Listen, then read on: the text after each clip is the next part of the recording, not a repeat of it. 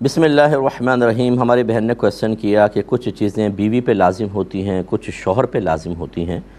لیکن بعض اوقات ہم اپنے پاس سے کچھ چیزیں اضافی مقرر کر لیتے ہیں، اس کی کیا شرعی حیثیت ہے؟ دیکھیں، میں گزارش کرتا ہوں سب سے، ایک ہوتا ہے فرض، ایک ہوتا ہے حق، ٹھیک ہے نا؟ ایک ہوتا ہے کچھ چیزیں آپ پہ لازم ہیں کہ آپ دوسرے کے لیے کریں،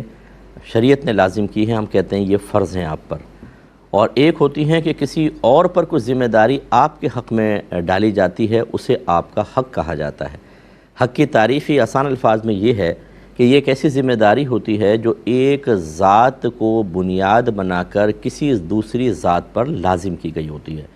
اب اگر اللہ تعالیٰ نے کوئی ذمہ داری کسی پر لازم کی ہے اور اپنی ذات کی وجہ سے کی ہے تو اسے کہتے ہیں حق اللہ،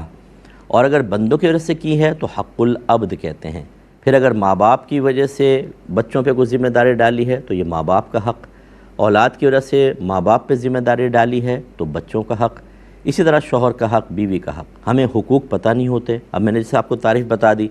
حق ثابت کرنے کے لیے سب سے پہلے شرعی دلیل چاہیے، کیونکہ یہ اللہ تعالیٰ اس کے رسول کی طرف سے قائم کردہ ایک ذمہ داری کا نام ہے۔ اب اگر شوہر یہ کہتا ہے چائے بنا کے لاؤ، یہ میرا حق ہے، تو شوہر سے کہا جائے گا کہ ذرا قرآن حدیث سے ثابت کریں کہ بیوی کا آپ کے لیے چائے بنانا شریعت نے اس پہ لازم کیا ہے، ثابت کریں آپ۔ اگر آپ یہ حقوق کی بحث کو اچھی طرح سمجھ لیں گے،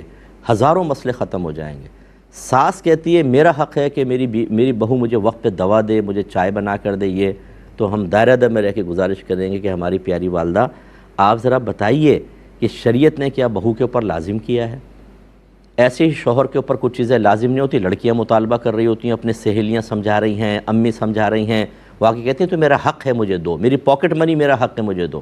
تو پھر آپ کو یہ حق پہلے قرآن و حدیث سے ثابت کرنا ہوگا۔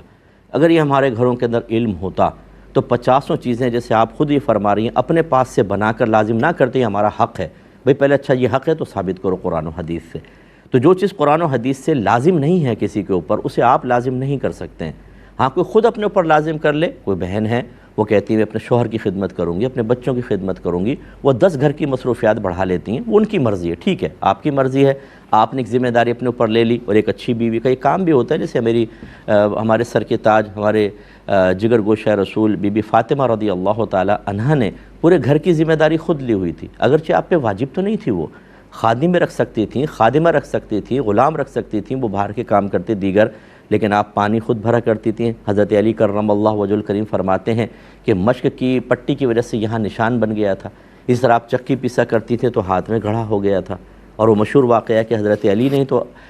فرمایا کہ آپ جا کے نبی کریم صلی اللہ علیہ وسلم کے کچھ غلام آئے ہیں، ایک غلام لے لیں تاکہ آپ کا کام آسان ہو جائے، لیکن بی بی فاطمہ گئی، سرکار نہیں تھے، واپس آ گئیں، سرکار آئے اور سرکار نے پھر یہ بات سن کے ارشاد فرمایا اے فاطمہ کیا میں تمہیں اس سے بہتر چیز نہ بتا دوں؟ پھر آپ نے تسبیح فاطمہ تعلیم فرمائی۔ تو اگر کوئی خود اپنی ذمہ داری لیتا ہے، ایسے شوہر کے اوپر بہت سی چیزوں کی ذمہ داری نہیں ہوتی، لیکن وہ اپنے پاکٹ منی بھی دے رہا ہے بیوی کو، ویسے خیال کر رہا ہے، کوئی شادی بھی ہو رہی ہے، نئے جوڑے لا کر دے دیے، باہر گھمانے لے گئے مناسب مقامات پر، یہ ذمہ داریاں بعض اوقات شوہر اپنے اوپر لے لیتا ہے۔ تو اب خلاصہ کلام یہ ہے کہ جو ذمہ داری اللہ نے لازم کی اس میں آپ کوئی بھی کوتاہی کرے گا فریقین میں سے گناہ گار ہوگا۔ دوسرا، اللہ نے ذمہ داری کسی کو نہیں دی لیکن ہم کہہ رہے ہیں میرا حق ہے، یہ تم پہ ذمہ داری ہے،